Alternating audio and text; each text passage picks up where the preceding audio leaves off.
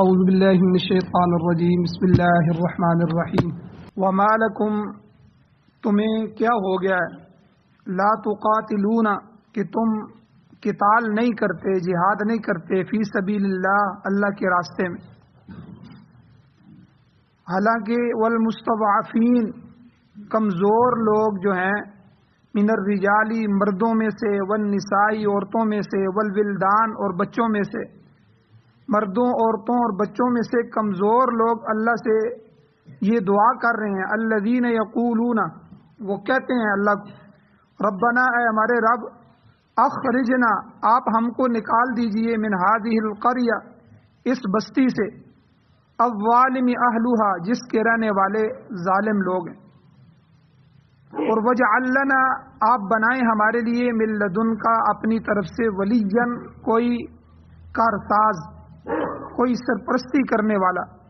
وجعل لنا من لدنک نصیرا اور آپ بنائیں ہمارے لیے اپنی جانب سے اپنی طرف سے کوئی مددگار الذین آمنوا اللہ کہتے ہیں پھر وہ لوگ جو ایمان لائے یقاتلون فی سبیل اللہ وہ اللہ کے راستے میں قتال کرتے ہیں والذین کفروا اور جو کافر ہیں یقاتلون وہ بھی قتال کرتے ہیں لیکن فی سبیل الطاغوت وہ شیطان اور طاغوت کے راستے میں جنگ کرتے ہیں فقاتلوا اولیاء الشیطان اے ایمان والو لڑو قتل کرو شیطان کے حمایتیوں کو دنیا میں یورپ امریکہ فرانس روس اور یہ جو طاغوت ہیں دجال کے ساتھی ہیں ان سے لڑائی کرو ان سے جنگ کرو ان کید الشیطان کان ضعیفا بے شک شیطان کی تدبیر کمزور ہے سورۃ النساء کی آیت نمبر 75 اور 76 آپ کے سامنے تلاوت ہوئی ہے آپ نے ان دونوں آیتوں کا ترجمہ سماعت فرمایا ان آیات کا ایک درس کل گزر چکا ہے پہلا درس جس کا خلاصہ یہ ہے کہ اللہ تعالیٰ نے یہاں جہاد کی ترغیب دی اور دو باتیں خاص طور پر ان آیتوں میں اللہ نے ذکر فرمائی ہیں پہلی بات یہ کہ مومن آدمی جو ہوتا ہے وہ صرف اور صرف محض اللہ کی رضا کے لیے اللہ کے راستے میں جہاد کرتا ہے اس کے پیش نظر جو ہے کوئی ذاتی مفاد نہیں ہوتا کوئی ملک گیری کی ہوس نہیں ہوتی کہ میں نے ملک لینا ہے کوئی نسلی وطنی یا زبانی بنیاد پر وہ جہاد نہیں کرتا کہ یہ میرے لوگ لڑ رہے ہیں اس لیے میں بھی لڑ رہا ہوں میری برادری کی جنگ ہے اس لیے میں بھی اس میں حصہ لے رہا ہوں یا فلاں نے کہا ہے تو میں بھی لڑ رہا ہوں نہیں بلکہ جہاد فی سبیل اللہ کا واحد تر مقصد جو ہے وہ الہ کلمت اللہ اللہ کا یہ دین اللہ کی یہ شریعت اللہ کا یہ قانون پوری دنیا میں بلند ہو جائے اللہ کا کلمہ بلند ہو جائے اللہ کا دین غالب آ جائے اور میں نے کل ذکر کیا تھا کہ قرآن مجید میں اللہ فرماتے ہیں کلمۃ اللہ ہی العلیٰ اللہ کا کلمہ ہی وہی سر بلند ہے یاد رکھنا یہ اللہ نے ضابطہ بیان کر دیا کسی کی بات اللہ کی بات کے آگے نہیں چل سکتی کسی کا مفروضہ اللہ کے مفروضے کے آگے نہیں چل سکتا کسی کی تحقیق اللہ کے تحقیق کے آگے نہیں چل سکتی جو مالک الملک ہے جو خالق ہے جس نے سب مخلوق کو بنایا ہے وہی مخلوق کی ضرورتوں کو پہچانتا ہے اس لیے اس نے جو ضابطہ حیات قرآن و سنت کی روشنی میں ہمیں عطا فرمایا ہے اس سے آگے کوئی بات نہیں ہو سکتی کلمۃ اللہ ہی العلیٰ اللہ کا کلمہ وہی سر بلند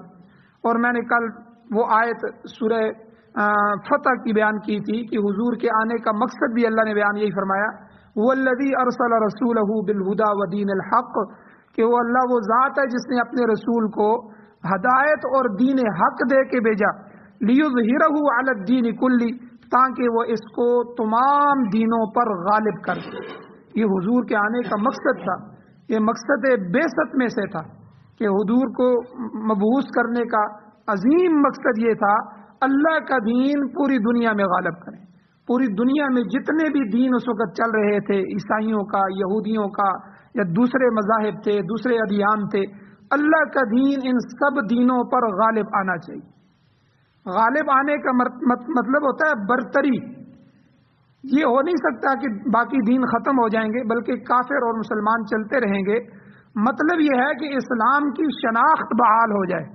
اسلام کا رعب اور دبدبہ پوری دنیا پر غالب آ جائے، اسلام اکثریتی مذہب ہو جائے، یا اکثریتی نہ ہو تو کم از کم اسلام کے قوانین کے سامنے پوری دنیا کے قوانین خاموش ہو جائیں، تو یہ اسلام کی عزت بحال ہو جائے، اسلام کا غلبہ ہو جائے۔ تو اللہ نے حضور کو بھیجا ہی اس لیے۔ اور تیسرا مسئلہ میں نے جو فقہی مسئلہ ہے وہ آپ کے سامنے بیان کیا تھا کہ ہر عبادت سے پہلے عقیدے کی درستگی اور عقیدے کی پختگی ضروری ہے۔ عقیدہ درست نہیں ہوگا تو کوئی عبادت، نماز، روزہ، حج، زکوٰۃ، کوئی صدقہ خیرات قبول نہیں ہوگا۔ عقیدے پر ہی ان چیزوں کی قبولیت کا دار و مدار۔ کتنے کافر ہیں نیک عمل کرتے ہیں، کوئی پل بنا رہا ہے، کوئی جو ہے لوگوں کی مدد کر رہا ہے، کوئی NGOs ہیں وہ کتنی مدد کرتی ہیں، کوئی کیا کر رہا ہے، کوئی کیا کر رہا ہے، کس صورت میں پوری دنیا میں، لیکن ایمان نہیں ہے۔ اللہ اس کا بدلہ ان کو دنیا میں ہی دے دیتے ہیں، ان کی دنیا بڑھا دیتے ہیں، لیکن آخرت میں ان کے لیے کچھ نہیں ہے، کیونکہ ایمان نہیں ہے، عقیدہ نہیں ہے۔ جس کا اللہ پر، اللہ کے رسول پر، آخرت کے دن پر اور ان تمام عقائد پر عقائد درست نہیں ہوں گے تو اس کی کسی عمل کا بھی بدلہ نہ دنیا میں مل سکتا ہے نہ آخرت میں۔ تو سب سے پہلے عقیدہ، لا الہ الا اللہ، توحید، اس کے بعد نماز، روزہ، زکوٰۃ اور حج، یہ فرض عین ہیں، اور ان کے ساتھ پانچواں جہاد ہے۔ جہاد میں اور ان چاروں میں فرق یہ ہے کہ جہاد، کل میں نے بتایا تھا کہ کبھی فرض کفایہ ہوتا ہے، کبھی فرض عین ہوتا ہے۔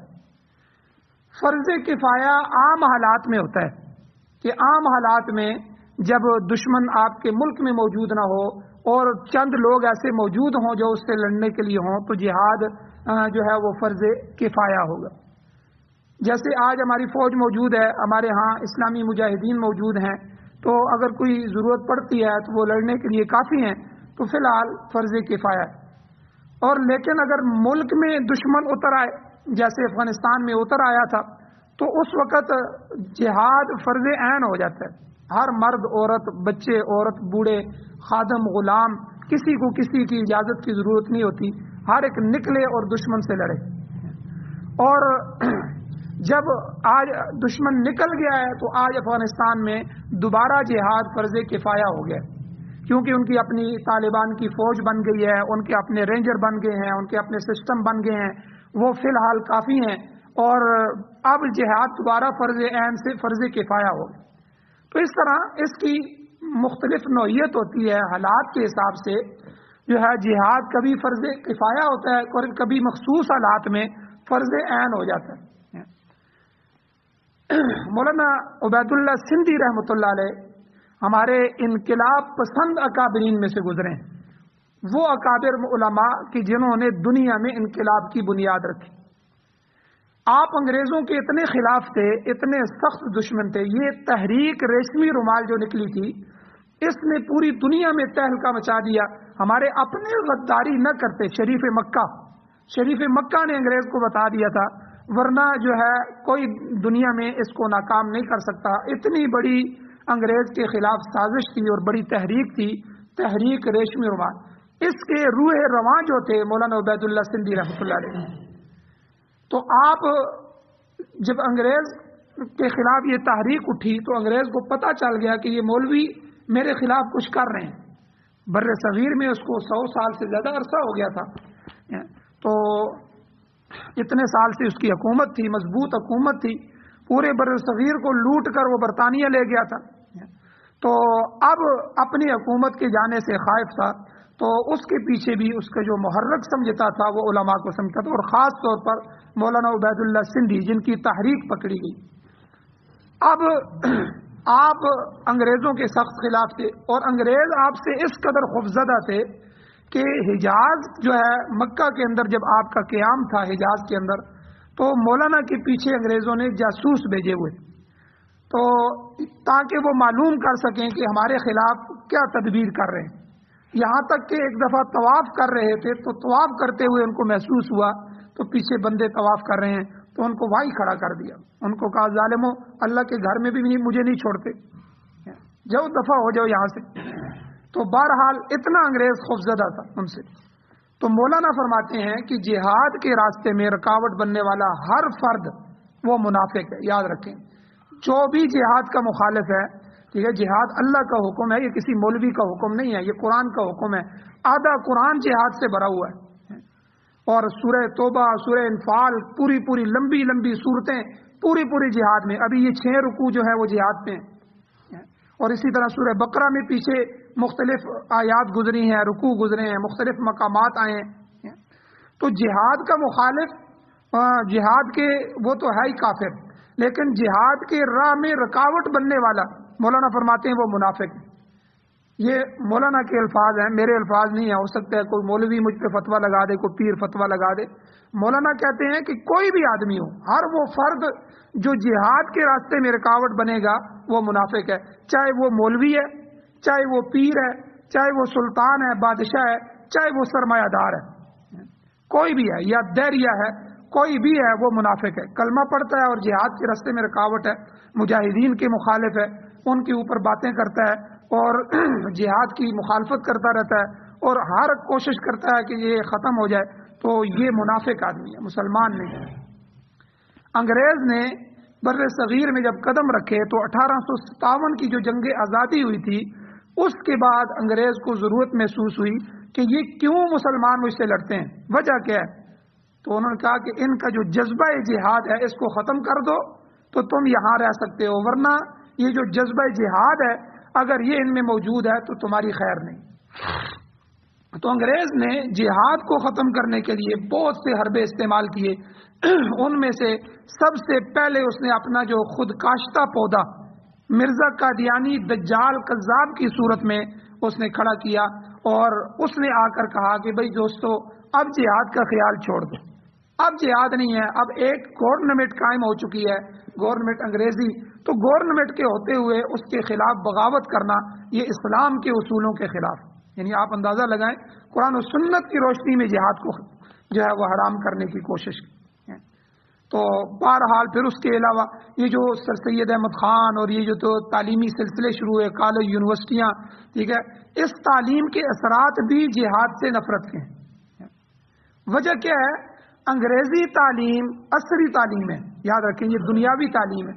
دنیاوی تعلیم میں دنیاوی علوم سکھائے جاتے ہیں، اور دنیاوی علوم کا مطلب یہ ہوتا ہے کہ میں زیادہ سے زیادہ دنیا سمیٹوں، یعنی مادیت پرستی، خواہشات کی زندگی، دنیا اچھی ہو جائے، دنیا اعلیٰ ہو جائے، دنیا میرے پاس آ جائے، چاہے وہ جائز طریقے سے آئے چاہے وہ ناجائز طریقے سے آئے، کسی سے بھی. حلال حرام کی وہ پھر تمیز نہیں کرتا. مادیت پرستی آ جائے تو پھر شہوت پرستی بھی آ جاتی ہے، شہوت پرستی آ جائے تو انسان پھر انسان ہی نہیں رہتا. تو معاشرے کا بیلنس رکھنے کے لیے یہ تعلیم بھی ضروری ہے. ہمیں ڈاکٹر بھی چاہیے، انجینئر بھی چاہیے، اور سارے چیز چاہیے. تعلیم سے بھی ضروری ہے، لیکن اس کے ساتھ جو تربیت ہے اس تربیت نے اسلام مخالف، کیونکہ دنیا اور آخرت یہ دونوں ایک دل میں جمع نہیں ہو سکتے کہ دنیا کی محبت بھی غالب آ جائے اور ساتھ ساتھ آخرت کے معاملات بھی چلتے رہیں، یہ جمع ہو نہیں سکتے. دنیا کو ہم نے محض ضرورت کے لیے رکھنا ہے کہ بھئی جتنی ضرورت ہے اتنی مل جائے، اللہ کا شکر ہے، مل گئی تو مل گئی، نہیں ملی تو پرواہ بھی نہیں ہے. لیکن اصل آخرت ہے. دنیا میں ہم آئی آخرت کے لیے ہیں. دنیا مزرعۃ الآخرہ، حضور نے ایک چھوٹی سی حدیث میں سارا مسئلہ حل کر دیا. دنیا آخرت کی کھیتی ہے، یہاں بو رہے ہو وہاں کاٹو گے. اور کسان تو محنت ہی کاٹنے کے لیے کرتا ہے، اس کی 6-7 مہینے جو گندم کے لیے محنت کرتا ہے، اس کو سپرے کرتا ہے، اس کے لیے کھادیں خریدتا ہے، اس کے لیے ہل کے اخراجات برداشت کرتا ہے، مزدوریاں برداشت کرتا ہے، اور گرمی سردی میں خوف برداشت کرتا ہے، ہر چیز سے اس کو بچاتا ہے. یہ ساری جو محنتیں ہو رہی ہیں یہ اسی کھیتی کے لیے ہو رہی. اور دنیا کو آخرت کی کھیتی فرمایا حضور. یہ کھیتی تمہیں آخرت میں ملے گی، اچھا بوؤ گے تو اچھا ملے گا، جنت ملے گی، جنت کی نعمتیں ملے گی، اللہ کی رضا ملے گی. یہاں جو جس چیز کی بنیاد رکھو گے، برائی کی بنیاد رکھو گے، آخرت میں جہنم کے مستحق ہوگے، اللہ کی ناراضگی اور غضب کا شکار ہو جاؤ گے. تو اس لیے دنیا کے معاملات کو چلانے کے لیے عصری علوم جو ہے، پہلے جو ہوتا تھا، یہ انگریز کے آنے سے پہلے یہ دونوں علوم اکٹھے چلتے تھے. عالم بھی بنتے تھے اور ساتھ ریاضی دان بھی ہوتے تھے، حساب دان بھی ہوتے تھے، اور یہ سارے علوم اکٹھے چلتے تھے۔ ابھی سعودیہ میں ختم کر دیا ہے، ورنہ سعودیہ میں یہ دونوں نظام آج بھی باقی تھے۔ ان کے سکولوں میں ہی ان کو اسلامیات اور یہ علوم بھی پڑھائے جاتے تھے، اور ساتھ سکول کی تعلیم بھی پڑھائی جاتی تھی۔ تو یہ مسٹر اور ملا کی تفریق نہیں تھی، تو یہ ایک ہی نظام تھا۔ یہ انگریز نے قائم کیا کہ اس نے آتے ہی اسلامی تعلیم پر بین لگا دیا کہ یہ مذہب کیا کہتے ہو تم، قرآن کی تعلیم، عربی کی تعلیم جس کو مسلمان عزت دیتے تھے وہ ختم کر دیا، عربی پر پابندی لگا دی، فارسی پر پابندی لگا دی۔ اس وقت کے اسلامی علوم جو جتنے تھے انگریز کے آنے کے وقت وہ سارے کے سارے عربی میں تھے اور فارسی میں تھے۔ بچہ بچہ فارسی جانتا تھا، عربی جانتا تھا، اور چھوٹے چھوٹے علوم والدین کے پاس اپنے گھروں میں پڑھتے تھے، باقی کالج اور یونیورسٹی میں بھی پڑھتے تھے۔ تو پھر انگریز نے اس پر پابندی لگا دی اور بالکل ان علوم کو ختم کیا اور کہا کہ اعلیٰ تعلیم یافتہ وہی ہوگا جو انگریزی تعلیم حاصل کرے۔ پھر انگریزی عدالتیں بنائیں، انگریزی سسٹم بنائے، انگریزی دفاتر بنائے، چونکہ ان کی زبان اپنی انگریزی تھی اس لیے سب کو اپنی انگریزی کا محتاج کر دیا۔ اب ہوا یہ کہ اسلام مٹنے لگا، پھر علماء نے مجبوری میں مدارس کو الگ قائم کیا کہ دین کو تو بچانا ہے، اور گورنمنٹ انگریزی ہے، انگریزی گورنمنٹ تو اس کو مٹانے پر لگی ہوئی ہے، وہ چندہ کہاں سے دے گی؟ وہ تو خود اس کے مخالف ہے، وہ تو چاہتے ہیں مدرسہ بنے ہی نہ۔ اس لیے لوگوں کے صدقے خیرات اور زکوٰۃ پر مدرسوں کی بنیاد رکھی گئی، اور آج بھی الحمدللہ لوگ ہی مدارس کو چلا رہے ہیں۔ آج کی گورنمنٹ بھی جو ہے کالجوں، یونیورسٹیوں، پروفیسروں کی تنخواہیں، دوسرے اخراجات کے لیے اربوں کھربوں روپے کے فنڈ سالانہ جو ہے بجٹ میں رکھتے ہیں، لیکن آپ نے کبھی سنا ہے کسی مسجد اور مدرسے کا تو یہ بل معاف کرنے کے لیے تیار نہیں کہ چلو یار بجلی کا بل ہی معاف کر دیں۔ تو مساجد کہاں یہ تعمیر کرنے دیتے ہیں، مدارس کہاں یہ بننے دیتے ہیں؟ یہ تو ان کو ہضم ہی نہیں ہوتے۔ یہ تو کوئی اٹھتا ہے بغیرت کا بچہ، وہ کہتا ہے یہ جہالت کی یونیورسٹیاں ہیں۔ یعنی شرم بھی نہیں آتی ان انگریز کے خود کاشتہ پودوں کو، انگریزی تعلیم یافتہ کو، کہ اسلام کو کیا کہہ رہے ہیں، مدارس کے بارے میں کیا کہہ رہے ہیں جہاں قرآن و سنت کی تعلیم۔ پھر دارالعلوم دیوبند کی بنیاد رکھی گئی، وہی دال روٹی اور فاقے اور قسم پرسی کی حالت میں کہ کسی طرح یہ دین بچ جائے۔ اور الحمدللہ آج مدارس نے اس مسٹر اور ملا کی تفریق یہ علماء نے نہیں ڈالی، یہ خود پیدا کی گئی تھی۔ علماء نے مجبوراً جو ہے دین کی بنیاد کو، دین کو بچانے کے لیے مدارس کی بنیاد رکھی، اور کس حالات میں رکھی، کن قسم پرسی اور فاقوں کی حالت میں رکھی۔ ہمارے اکابر کے اگر آپ حالات سنیں تو آپ حیران رہ جائیں گے۔ ابھی تو مدارس میں بحالیاں آ گئی ہیں، لوگوں نے کیا ہے، گورنمنٹ نے نہیں کیا۔ مدارس کی سارے شہر کی بجلی جاتی ہے، لوگ کہتے ہیں جی مدارس کے لیے جنریٹر لگاؤ، مسجدوں میں یہ جو ہے سہولت ہونی چاہیے، مسجدوں میں اے سی لگاؤ نمازی کے لیے۔ اللہ جزائے خیر دے اس عوام کو۔ تو بہرحال ہمارے ایک واقعہ میں آپ کو سناتا ہوں۔ ہمارے ایک طالب علم دارالعلوم دیوبند پہنچا پڑھنے کے لیے۔ جب وہ پہنچے تو داخلے بند ہو گئے کہ داخلہ نہیں ہے۔ انہوں نے کہا جی ابھی داخلہ لینا ہے تو اگلے سال آنا ہوگا، اس سال داخلے جتنے ہم نے رکھنے تھے۔ اور طریقہ کیا ہوتا تھا، وہ پورے دیوبند کی جو بستی تھی اس بستی کے گھروں میں طلباء کے کھانے لگے ہوئے تھے، آپ نے فلاں گھر سے کھانا ہے، آپ نے فلاں گھر سے کھانا ہے، لوگ بڑی محبت سے کھلاتے تھے۔ ابھی تک ہمارے بچپن میں، بلکہ ابھی بھی کئی علاقوں میں لوگ محلوں سے جو ہے وہ روٹی مانگ کے لاتے ہیں، طلباء جو ہے لوگ محبت سے پکا کے ان کے لیے رکھتے ہیں کہ بھئی طالب علم کیوں نہیں آیا آج وہ کھانا لینے کیوں نہیں آئے، محبت کرتے ہیں اور عوام۔ تو اس وقت یہ تھا کہ گھروں میں جا کے کھاتے تھے۔ انہوں نے کہا جی بھئی مجھے داخلہ کیوں نہیں ملے گا، کیا وجہ ہے؟ انہوں نے کہا جی کلاس میں جگہ تو ہے لیکن مسئلہ یہ ہے کہ کھانے کے لیے کوئی گھر نہیں ہے، ابھی ہم کسی پر ڈبل بوجھ نہیں ڈال سکتے۔ انہوں نے کہا کہ اگر میں کھانے کا خود بندوبست کر لوں تو کیا میرے لیے داخلہ ہو جائے گا؟ انہوں نے کہا جی ٹھیک ہے داخلہ ہو جائے گا۔ تو انہوں نے داخلہ دے دیا، اور حضرت نے وہ جو سال گزارا تو بعد میں پتہ چلا کہ رات کو جب سب طلباء ہو جاتے تھے تو جہاں دیوبند کی شہر کی جو منڈی لگتی تھی، یہ منڈیاں جہاں لگتی ہیں وہاں فروٹ گر جاتا ہے، کوئی جو ہے خراب فروٹ، خراب چیزیں، کوئی ہوٹل کی روٹیاں، کوئی اس طرح کی چیزیں ڈال جاتے ہیں ٹکڑے۔ تو رات کو حضرت وہاں جاتے تھے اور وہ فروٹ اٹھاتے تھے اور اس طرح وہاں کے بچے کچھ ٹکڑے جو ہوتے تھے صاف وہ اٹھاتے تھے اور وہ پورے دن میں ایک ہی وقت کا کھانا کھاتے، پھر پورا دن اسی پہ گزارا کرتے. 1 سال انہوں نے اس طرح گزارا. اور پھر اللہ جل شانہ نے ان کو عبد القادر رائے پوری رحمۃ اللہ علیہ کی شکل میں بنا دیا. یہ حضرت عبد القادر رائے پوری رحمۃ اللہ علیہ اتنے بڑے بزرگ گزرے ہیں کہ ہمارے بڑے بڑے شیوخ پھر ان کے بیعت ہوئے.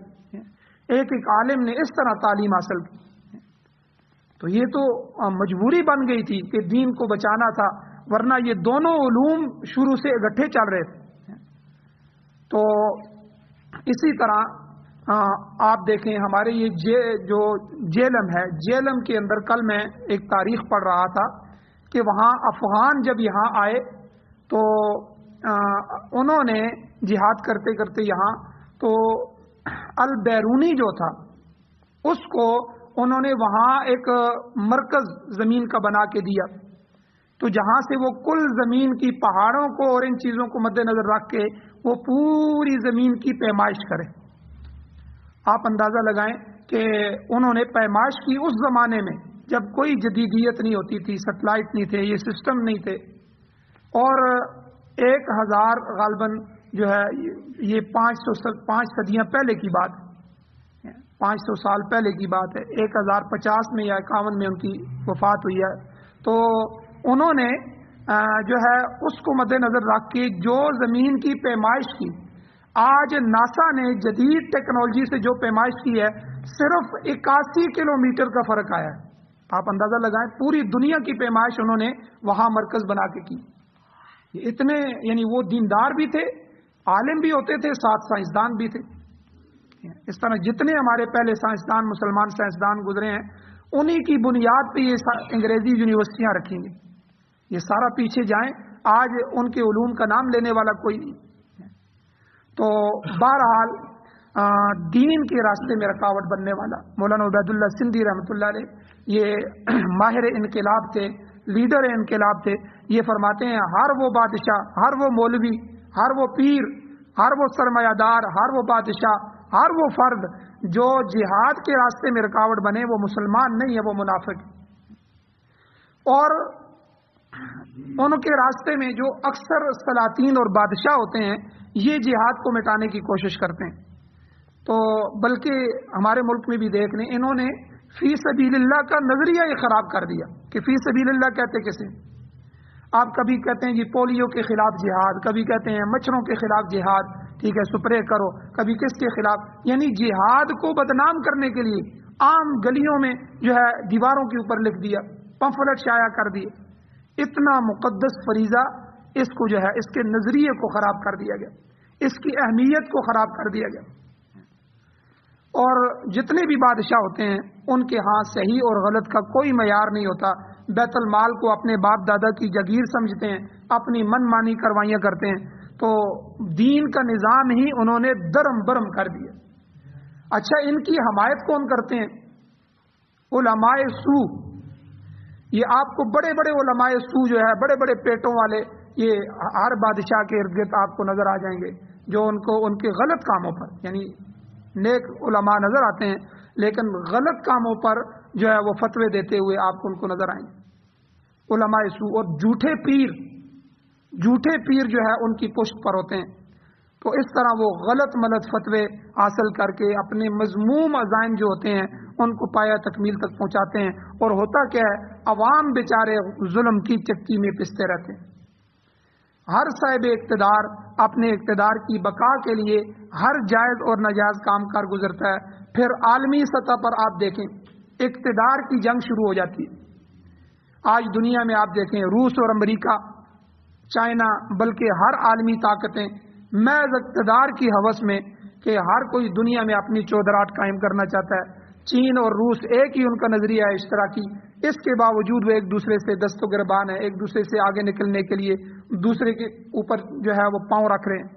محض اقتدار کی بھوک ہے کہ کسی طرح دنیا میں برتری حاصل ہو جائے، زیادہ سے زیادہ ممالک ان کے ہاتھ آ جائیں یا ان کے ہم نوا بن جائیں.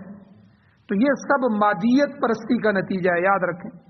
کافر، یہ ان آیتوں میں اللہ نے یہی بتایا کہ کافر جو ہے وہ مال دولت اقتدار کے نشے میں جنگ کرتا ہے. مگر ایک سچا مسلمان اللہ کے دین کی خاطر جہاد کرتا ہے۔ کفر اور اسلام کا یہی طرہ امتیاز، یہی فخر ہے۔ تاریخ عالم پر اگر آپ نظر ڈالیں تو آپ کو معلوم ہوگا کہ غیر اقوام جتنے بھی ہیں وہ محاذ جنگ پر جانے والے جو سپاہی ہوتے ہیں ان کے لیے عیاشیوں کے تمام سامان مہیا کرتے ہیں۔ ابھی یہ افغان جنگ ہوئی ہے، امریکہ کے جو فوجی آئے تھے ان کی عیاشی کے سارے سامان ان کو مہیا کیے گئے، کیونکہ ان کا مقصد کیا ہوتا ہے؟ ملک گیری ہوتی ہے، یہ ملک بھی ہمارے قبضے میں آ جائے، یہاں بھی ہمارا نظام جمہوریت کا آ جائے، اس ملک میں بھی جمہوریت آ جائے، اس ملک میں بھی جمہوریت آ جائے۔ جمہوریت آ گئی تو وہ برطانیہ کا نظام آ گیا۔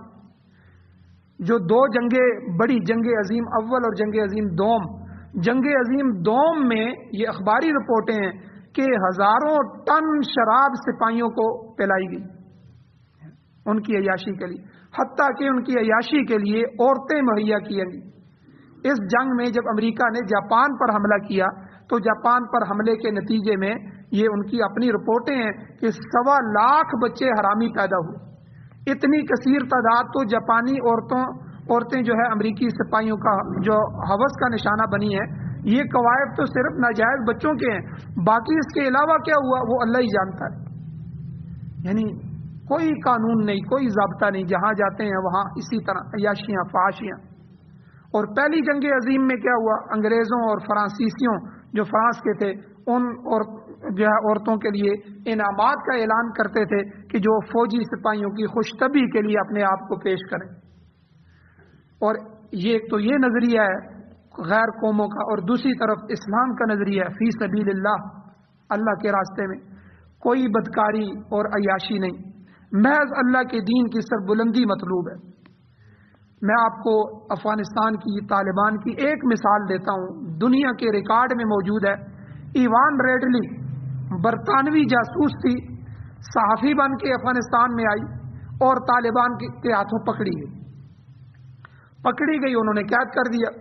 یہ اس وقت کا زمانے کی بات ہے جب امریکہ آ رہا تھا، اس کے بحری بیڑے سمندر میں چل گئے تھے اور اس کو پہلے بھیجا گیا تھا کہ تم جاسوسی کرو کہ وہاں اندر کے حالات کیا ہیں، اور یہ پکڑی گئی۔ تو بعد میں اللہ تعالیٰ نے جب یہ طالبان نے اس کو چھوڑ دیا تو بعد میں جا کر اپنے ملک میں یہ مسلمان ہو گئی، اور اس کا نام آج مریم ہے، اور یہ پوری دنیا میں گھوم رہی ہے اور وہاں اسلام کی تبلیغ کر رہی ہے۔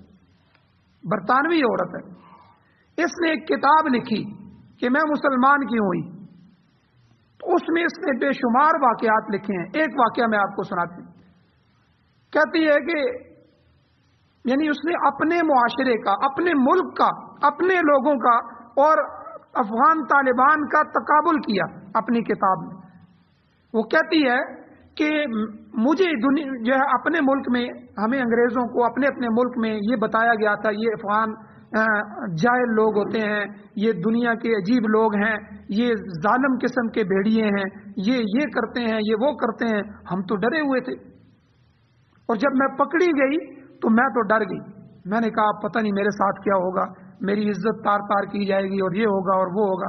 اور اس نے لکھا، اس نے کہا کہ میں جب ان کی قید میں گئی تو میں حیران ہو گئی کہ جب وہ مجھے کھانا دینے کے لیے آتے تھے اور میں کھانا نہیں کھاتی تھی تو وہ بے چین ہو جاتے تھے، پریشان ہو جاتے، یہ ہماری مہمان قیدی ہے، یہ کھانا کیوں نہیں کھا رہی۔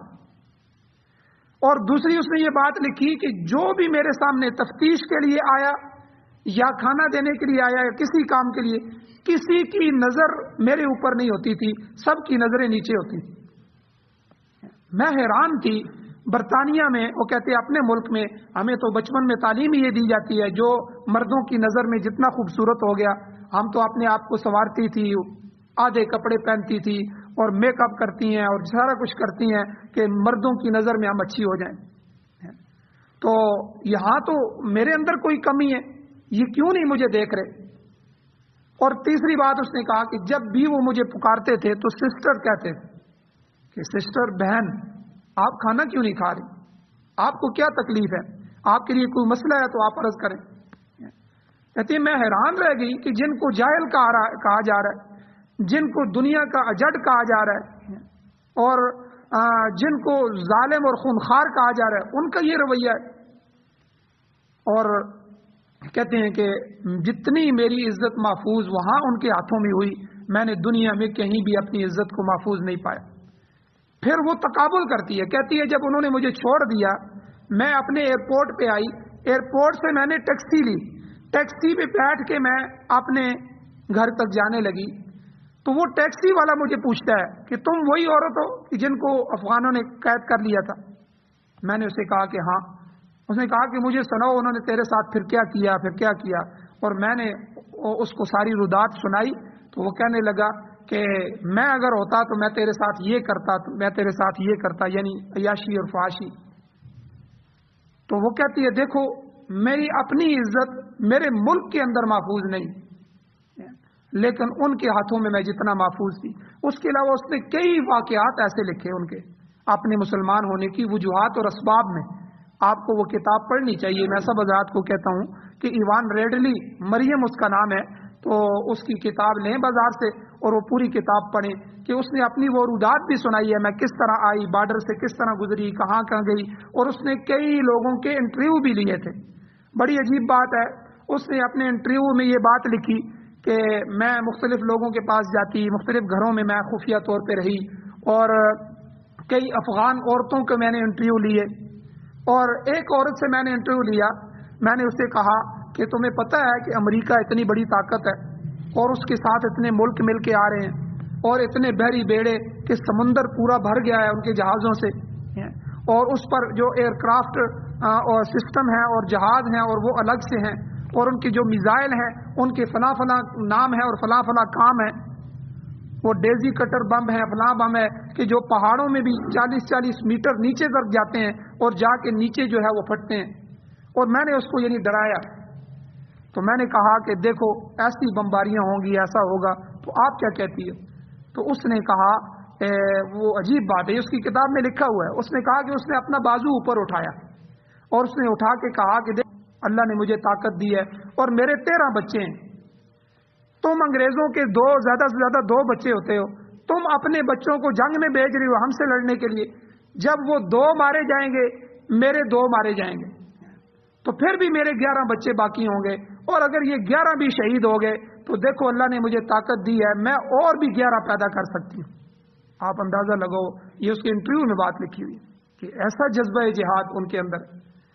تو بہرحال یہ مسلمانوں کی ایک ردات ہے کہ دنیا کے عیاش اپنی فوجوں کے لیے کیا کرتے ہیں، اور دوسری طرف اسلام کا فی سبیل اللہ کا نظریہ ہے کہ بدکاری اور عیاشی کوئی بھی نہیں ہے، محض دین کی سربلندی کے لیے اللہ کے راستے میں نکلنا۔ محمد بن قاسم نوجوان آدمی، بالکل نوجوان، جب وہ حملہ آور ہوا تو ہندوؤں کی حسین ترین لڑکیاں استقبال کے لیے نکالی گئیں، اور وہ حیران ہوئے کہ کسی ایک سپاہی نے بھی آنکھ اٹھا کر دیکھنے کی جرت نہیں۔ آخر کیا وجہ تھی؟ ان کا ایک ہی مشن تھا، اور وہ یہ تھے کہ دین اسلام کو دنیا میں غالب کر رہے ہیں اور اس کی تعلیمات کو دنیا کے کونے کونے تک پہنچانا ہے، اور وہ یہ جانتے تھے کہ انہوں نے اتنا لمبا سفر اس عیاشی اور اس سرزمین اور اس چیز کے لیے نہیں کیا، بلکہ اللہ کے دین کی خاطر کیا ہے کہ یہ اللہ کا دین پوری دنیا میں غالب آ جائے۔ آپ دیکھیں صحابی کا واقعہ آتا ہے کہ صحابی گھوڑے پہ سوار ہیں، جہاد کرتے کرتے سمندر کے کنارے پہ پہنچ گئے، آگے سمندر ہے، گھوڑے کے اگلے قدم پانی میں ڈال کے صحابی اللہ کی طرف دیکھ کے کہتا ہے، روایات میں آتا ہے کہ اس نے کہا کہ اے اللہ، یہاں تک تیرا پیغام ہم نے پہنچا دیا، تیرے نبی کی شریعت کو پہنچا دیا، اے اللہ اس سے آگے بھی کوئی مخلوق ہوتی اور ہمارا بس چلتا تو ہم تیرے پیغام کو وہاں بھی لے کے جاتے۔ صحابہ کا جذبہ جہاد، جذبہ ایمان دیکھیں، اور دین کے لیے مر مٹنے کا جذبہ دیکھیں۔ بچوں کی تربیت دیکھیں صحابہ کی، معوذ اور معاذ 2 صحابی ہیں، اور ابو جال اس وقت کا یہی سمجھ لیں کہ جس طرح امریکہ کا آج صدر ہے، یعنی جنگ میں سب سے بڑا۔ تو حضور کی صفیں لگ گئی ہیں مسلمانوں کی غزوہ بدر میں، ادھر سے کافروں کی صفیں لگ گئی ہیں۔ ایک صحابی کہتے ہیں کہ میں صفیں درست کر رہا تھا تو 2 بچے آگے میرے پاس، ایک نے کہا کہ چچا وہ ابو جال کہاں ہے؟ میں نے ان کو کہا کہ بیٹا تم نے کیا کرنا ہے؟ تو انہوں نے کہا کہ سنا ہے کہ ہمارے نبی کو وہ گالیاں دیتا ہے، ہمارے نبی کا دشمن ہے، آپ ہمیں بتائیں۔ کہتے ہیں اتنے میں دوسرے نے بھی یہی کہا کہ چچا جان ہمیں بتائیں کہ ابو جہل کدھر ہے؟ تو کہتے ہیں میں نے دیکھا کہ وہ صفیں درست کر رہا تھا، صفیں سامنے بنا رہا تھا، اپنی صفیں درست کر رہا تھا اپنے کافروں کی۔ تو میں نے ان کو اشارہ کیا، وہ جو گھوڑے پہ ہے، کہتے ہیں کہ میں نے اشارہ ہی کیا تو عقاب کی طرح اڑ کے یہ دونوں اس کے پاس پہنچ گئے، اور بچے تھے اس لیے اس کے اوپر نہیں جا سکتے تھے، سر کی طرف جا کے اس کے پاؤں پہ حملہ کیا، اس کے گھوڑے کے پاؤں پہ حملہ کیا، خود بھی زخمی ہوئے اور جو ہے لیکن اس کو گرا دیا، اور پھر بہرحال جنگ شروع ہو گئی۔ بعد میں جب اس میں آخری رمق تھی تو ابو جہل خناس تھا اس وقت کا، حضور نے فرمایا میری امت کا فرعون یہی ہے۔ تو جب ایک صحابی اس کی گردن کاٹنے لگے تو اس وقت بھی خبیث یہ کہنے لگا کہ تم میری گردن کاٹ رہے ہو تو ذرا نیچے سے کاٹنا تاکہ پتہ چلے یہ سردار کی گردن، ایسا فرعون تھا۔ تو بہرحال یہ بچوں کی تربیت دیکھیں کہ بچے جو ہے وہ اس جذبے میں ہے کہ میرے پیغمبر کو گالیاں دیتا ہے، میرے نبی کا دشمن ہے، ہمیں بتاؤ، جان دینے کے لیے تیار ہے، ایسا جذبہ دیہات ہے۔ تو حدیث شریف میں آتا ہے کہ حضور نے فرمایا دنیا کی خاطر جہاد کرنے والا یا اپنی پہلوانی کا سکہ دنیا میں رائج کرنے کے لیے لڑنے والا وہ مجاہد نہیں کہلائے گا۔ اللہ تعالیٰ قیامت کے دن اس کو فرمائیں گے جاؤ تمہارے لیے میرے پاس کوئی اجر نہیں ہے، تم نے ریاکاری کے لیے جہاد کیا تھا، دنیا کو دکھلانا مقصود تھا، میری رضا مقصود نہیں تھی، پھر حکم ہوگا کہ اسے اٹھا کر جہنم میں پھینک۔ اور یہ بلکہ بخاری شریف کی شروع کی حدیثوں میں سے ہے۔ حضور نے فرمایا سب سے پہلا قیامت والے دن جو ہوگا وہ 3 آدمیوں کا ہوگا، ایک عالم، ایک سخی، ایک مجاہد۔ یعنی آپ دیکھیں نیک عمل کرنے والوں میں سے جو برائی ہے ان کا تو پیچھے نمبر آئے گا۔ عالم کو لایا جائے گا، اللہ پوچھیں گے ہاں میرے لیے کیا کیا؟ وہ کہے گا اللہ آپ کے لیے میں نے بچپن سے ہی حفظ کیا، اس کے لیے میں نے اپنی صلاحیتیں لگائیں، پھر میں نے پڑھنے کے لیے فلاں فلاں علاقوں کے سفر کیے، فلاں فلاں مدارس میں گیا اور اتنی زندگی میں نے پڑھائی میں لگا دی، پھر فلاں فلاں جگہ میں نے خطابت کی، فلاں جگہ میں نے درس دیے، فلاں جگہ میں نے تقریریں کی، اور فلاں فلاں جگہ میں نے واعظ و نصیحت کی، اور اتنے اتنے میں نے مسلمان کیے اور یہ کیا اور وہ کیا۔ اللہ تعالیٰ کہیں گے مجھے پتا تھا، لوگوں کو تو نہیں پتا، تو نے یہ سب کچھ لوگوں کے دکھلاوے کے لیے کیا، لوگ مجھے خطیب کہیں، لوگ مجھے علامہ کہیں، لوگ مجھے بڑا عالم کہیں، تو نے ریاکاری کے لیے کیا، میرے لیے کچھ نہیں کیا۔ قد کیل، وہ تجھے کہا جا چکا ہے، دنیا میں لوگوں نے تجھے علامہ بھی کہا، لوگوں نے تجھے بہت اچھا عالم بھی کہا اور خطیب بھی کہا اور فلاں فلاں بھی کہا، اتنے لقب بھی تجھے دے دیے، پیر طریقت، رہبر شریعت اور علامہ فہامہ اور فلاں سب کچھ کہہ دیا دنیا نے۔ اب میرے پاس تیرے لیے کچھ نہیں ہے، اس کو بھی گھسیٹ کر جہنم میں پھینک۔ اور دوسرا جو ہے سخی لایا جائے گا اور اللہ اس سے پوچھیں گے، وہ کہے گا اللہ آپ نے مجھے دنیا عطا کی تھی، مال دیا تھا، میں نے تیرے دین کا کوئی شعبہ نہیں چھوڑا جس میں مجاہدین پر خرچ کیا، بیواؤں پر خرچ کیا، یتیموں پر خرچ کیا، فلاں ٹرسٹ بنائے اور فلاں فلاں جگہ کیا خرچ کیا، اتنے علاقوں میں خرچ کیا، کوئی غریب مسکین نہیں چھوڑا، ہر شعبے میں نے خرچ کیا، مساجد تعمیر کی، مدارس میں خرچ کیا۔ تو اللہ تعالیٰ کہیں گے یہ تو نے لوگوں کو دکھلانے کے لیے کیا تھا کہ یہ مال خرچ کر رہا ہے، یہ اتنا مال مسجد میں دے رہا ہے، یہ اتنا مدرسے میں دے رہا ہے، یہ اتنا سخی آدمی ہے جی، یہ تو نے سخی اپنی تعریف کے لیے کیا تھا، وہ تو قد کیل لوگوں نے کہہ دیا ہے، وہ تو کہا جا چکا ہے، میرے لیے میری رضا کے لیے تو نے کچھ نہیں کیا۔ اس کو بھی حکم ہوگا کہ اٹھاؤ اور گھسیٹ کر جہنم میں پھینک۔ اور تیسرا جو ہے مجاہد کو لایا جائے گا، بھائی تو نے کیا کیا؟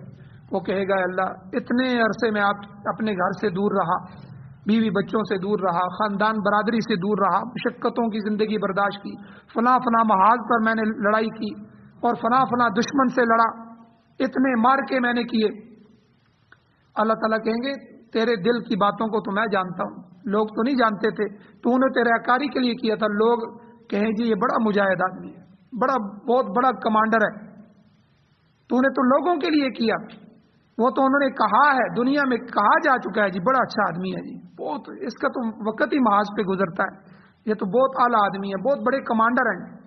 بڑے بڑے خطیب اور بڑے بڑے القابات لوگوں نے تجھے دے دیے، میرے لیے تو نے کچھ نہیں کیا، یہ تو ریاکاری تھی، میری رضا مقصود نہیں تھی، تو اس کو بھی گھسیٹ کر جہنم میں ڈالا جائے۔ جب آپ اندازہ لگائیں اتنے بڑے 3 آدمیوں کا حساب یہ ہوگا تو ہماری کیا حالت ہوگی۔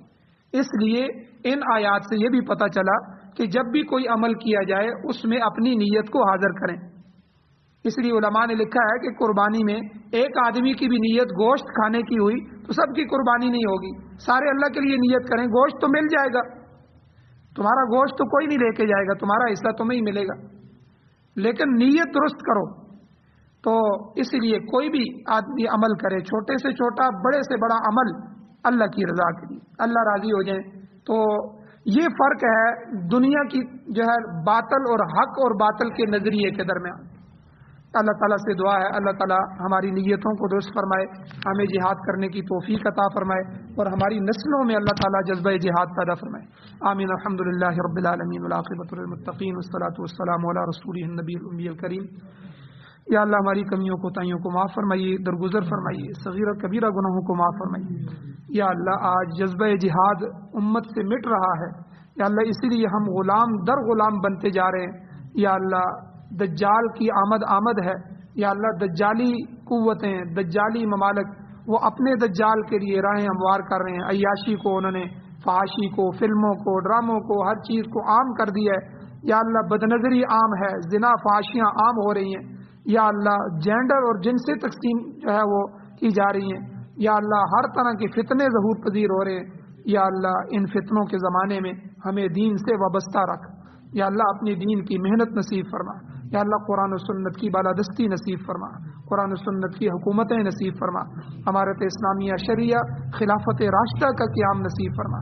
یا اللہ ہمارے جتنے بھی مجاہدین جن جن ممالک میں تیرے دین کی احیاء کے لیے لڑ رہے ہیں، یا اللہ ان کی مدد و نصرت فرما۔ یا اللہ ان کو قوت عطا فرما۔ یا اللہ ان کی زندگیوں میں برکتیں عطا فرما۔ یا اللہ ان سے دین کے غلبے کا کام لے۔ یا اللہ ہماری نسلوں اور یا اللہ ہمارے اولادوں میں بھی جذبہ جہاد پیدا فرما۔ یا اللہ قرآن و سنت پر عمل کرنے کی توفیق عطا فرما۔ یا اللہ پریشان حالوں کی مدد فرما، بیماروں کو شفا عطا فرما۔ جتنے حضرات بھی ایمان کی حالت سے اس دنیا سے جا چکے ہیں یا اللہ ان سب کی بخشش فرما۔